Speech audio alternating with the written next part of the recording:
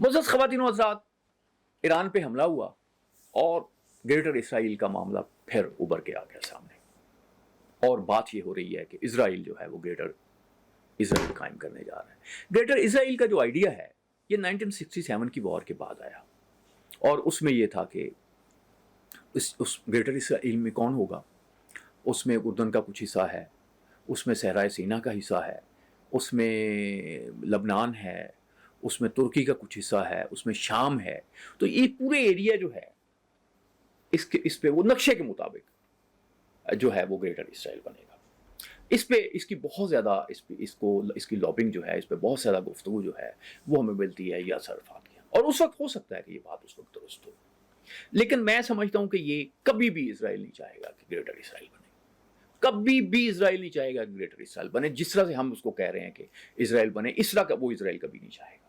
मैं अब आपको बात बताता हूँ उसकी रीज़न क्या है। मेरे कुछ दलाइल हैं, मेरी कुछ इसमें मैं समझता हूँ, मैं गलत हूँ, आप मेरी सलाह कीजिएगा, लेकिन मैं आपको बताता हूँ क्या क्यों बात है। पहली बात यह है कि इसराइल की आबादी है कोई 90 लाख के करीब, जो उसकी फ़ौज में भी है, जो उसकी दूसरी जगहों पर भी है। ये जो आबादी है ना 90 लाख, ये इतनी ज़्यादा नहीं है कि अगर इन सारे इलाकों में ये तैनात हो जाए तो उसको वो यानी कंट्रोल कर सके। अब आप देखें कि जब आप फौज कहीं भेजते हैं तो गोया एक तो ज़ाहिर है कि आप लोगों को अटैक कर सकते हैं, आप लोगों को टारगेट भी दे देते हैं कि यहाँ अटैक करो।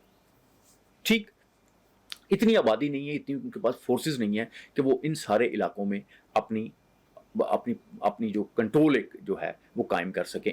मतलब उसके पास टेक्नोलॉजी बेस्ट है, उसके पास फ़ज़ाइया बेस्ट है, उसकी मुसाद बेस्ट है, कोई शुबा नहीं है, लेकिन उसके पास इतनी फ़ौज नहीं है कि वो इन पूरे इलाकों में अगर कंट्रोल करता है। यहाँ पे अरब आबादी होती है, हॉस्टाइल आबादी होती है, कि वहाँ पे वो एडमिनिस्ट्रेशन कायम कर सके। ये टेक्निकली और प्रैक्टिकली पॉसिबल नहीं है, ये बात है।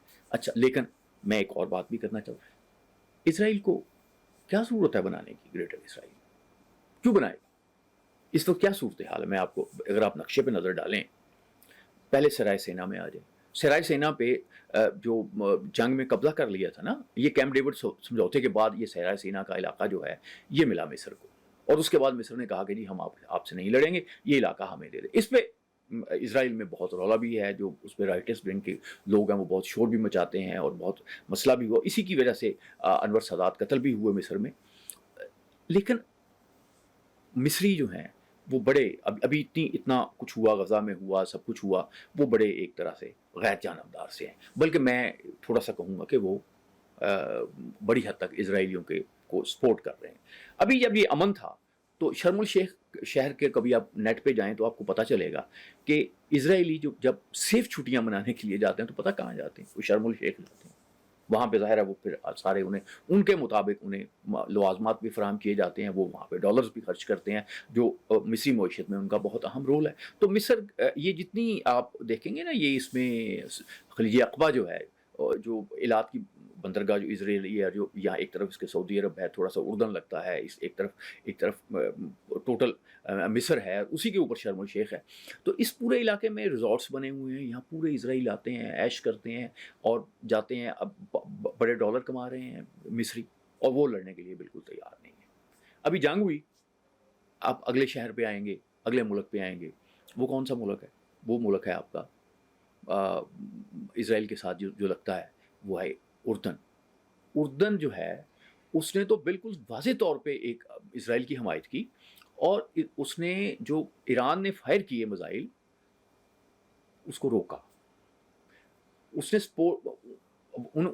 जो ईरान की तरफ से आते थे उन्हें रोका, लेकिन जो इसराइल से ईरान की तरफ जाते हैं उन्हें कोई नहीं रोका कि हमारी फ़िज़ाई खिलाफ वर्जी ईरान से हो रही है, वहाँ से नहीं हो रही। तो गोया अब यार मिस्री जो हैं, आप उन्हें डॉलर दे रहे हैं, वो आपको ऐश और आम फराम कर रहे हैं, वो आपको प्रोटेक्शन दे रहे हैं। उसके बाद उर्दन है, वो तो आपके लिए जो मज़ाइल हैं वो उनको रोक रहा है। अच्छा, ये अब आ जाए शाम पे।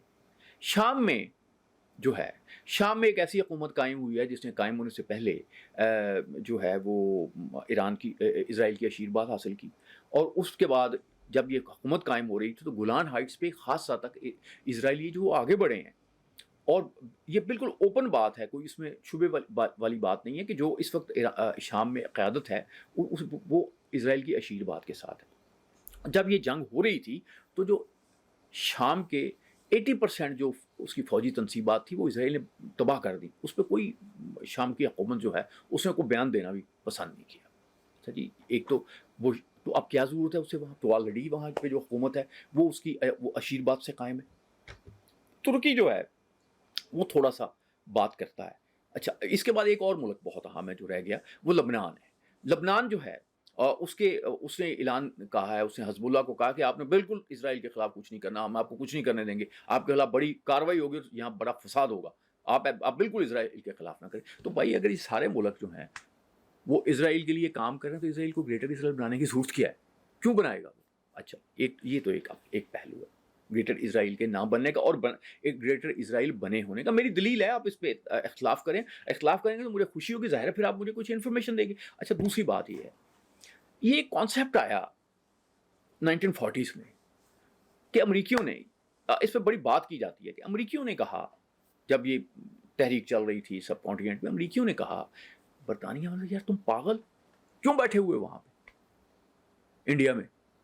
اس نے کہا ہم بیٹھے ہیں. اسے کیا حاصل کرتے ہو آپ؟ اس نے پیسے, ڈالر, ریسورسز, کہ اس کے لیے بیٹھنے کی کیا ضرورت ہے؟ کیونکہ اس سے پہلے ایک ہمارے ہاں تو ایک کانسیپٹ ہے نا ابھی تک چلا جا رہا ہے جی, قبضہ ہو گیا, قبضے والے جو کانسیپٹ ہے دنیا میں ختم ہو گیا ہے.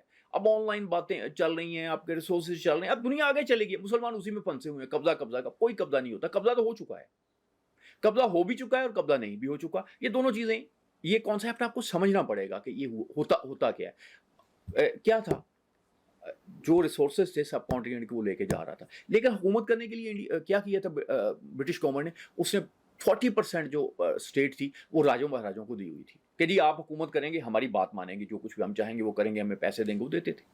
اس کے بعد جب یہ پارٹیشن ہوئی تو کہا یہ جاتا ہے کہ کہیں پہ اس پہ بہت سی باتیں ہوتی ہیں کہ نہرو سے کہا گیا کہ آپ ٹھیک ہے ہم انڈیا چھوڑ دیتے ہیں, لیکن آپ اس خطے میں ہماری کوئی 130 کمپنیوں کو, 132 کمپنیوں کی تعداد ڈفرینٹ ہو سکتی, وہ کام کرنے کی اجازت دے. نہرو نے کہا میں ایسٹ انڈیا کمپنی کو اجازت نہیں دوں گا, باقیوں کو دے دوں گا, کیونکہ میں دے نہیں سکتا. تو پھر کیا ہوا, کمپنیوں کو اجازت دی گئی. اب آپ دیکھیں کہ یہاں پہ اس پورے خطے میں جتنے بھی آپ اسلامی ملکوں میں چلے جائیں, آپ کو جو برانڈس نظر آئیں گے, جو آپ کو چیزیں نظر آئیں گی, وہ یورپین ہیں, وہ اسرائیلی ہیں, ان کے پیچھے کہیں یہودی بیٹھا ہے, وہ فائدہ انہیں کیا پتہ ہے. وہ دیکھیں, فرض کریں کہ وہ لبنان پہ قبضہ کر لیتے ہیں, دوسری جگہوں پہ قبضہ کر, وہ تو اپنے فوجی بھیجیں گے, بروائیں گے, ٹارگٹ کروائیں گے, وہ بندے بیٹھے ہوئے وہ پیسے اکٹھے کر کے انہیں دے رہے ہیں.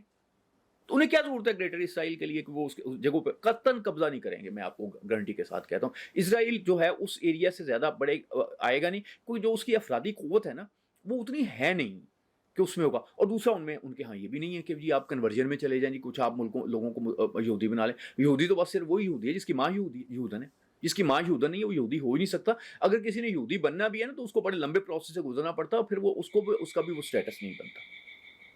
تو گریٹر اسرائیل نہیں بنے گا ان معنوں میں کہ علاقوں پہ قبضہ ہو جائے, اور گریٹر اسرائیل ان معنوں میں بن چکا ہے کہ دنیا وہ صرف ان خطوں کی جن کی بات کریں ان میں نہیں, وہ بہت دنیا کی شاید پورے پلانٹ پہ پھیل گیا ہے کہ یہاں پہ کمپنیز ہیں, ملٹی نیشنل کمپنیز ہیں, وہ اسرائیل کو سپورٹ کرتی ہیں. کتنی تحریکیں چلتی ہیں کہ جی بائیکاٹ کر دو, لسٹیں آتی ہیں, یہ کرو. نہیں ہوتا بائیکاٹ. کیوں نہیں ہوتا؟ پتہ کیوں نہیں ہوتا؟ اس لیے کہ جب یہ جتنی کمپنیاں ہیں انہوں نے ایک اپنا معیار بنایا ہوا ہے, ایک سسٹم بنایا ہوا ہے, جو ان کو ریپلیس کرنے کے لیے آتے ہیں. نہ ان کا معیار ہوتا ہے, نہ ان کی کوالٹی ہوتی ہے, نہ ان کی کوانٹٹی ٹھیک ہوتی ہے, نہ تو ہوتا کیا ہے کہ الٹیمیٹلی یہ آپ کی تحریک جو ہے وہ فیل ہو جاتی ہے. فیل اس لیے ہوتی ہے کہ یہ جو آپ کا بندہ ہے نا, ایک طرف وہ نعرہ لگا رہا ہے بائیکاٹ کرو, دوسرا ملاوٹ کیے جا رہا ہے, غیر معیاری چیزیں دے رہا ہے انسانوں کی صحت کے. یہ لوگ اسرائیل کے ساتھ کھڑے ہیں. جو آپ کا ملاوٹ کرنے والا ہے نا, جو آپ کا برے چیزیں بیچنا ہے, یہ اسرائیل کے ساتھ کھڑا ہے. یہ بڑی تقریریں کرے گا اسرائیل کے خلاف, لیکن یہ اسرائیل کو سپورٹ کر رہا ہے کہ ان کی پروڈکٹس بک رہی ہیں. ان کی بے ایمانی کی وجہ سے, ان کی بددیانتی کی وجہ سے یہ اسرائیل کے ساتھ کھڑے ہیں. ان کے نعروں پہ مت جاؤ, ان کے عمل پہ جاؤ.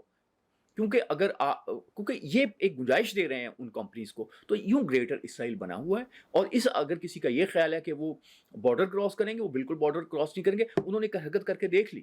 1980s میں وہ لبنان آئے, مار کے لبنانیوں نے ان کا حشر کر دیا, اور پھر انہیں بھاگنا پڑا.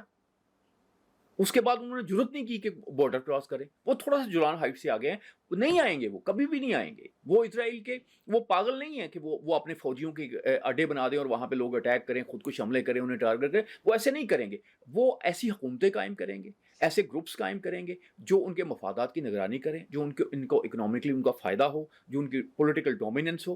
وہ کر چکے ہیں یار, اور وہ اس لیے کر چکے کہ ہم جو ہیں ہم بددیانت ہیں, لوگ ہم میں موجود ہیں. یاسر عرفات سے ایک دفعہ پوچھا اوریانا فلاسسی نے کہ آپ یہ تو کہیں گے نا مسٹر یاسر کہ اسرائیلی جیت رہے ہیں,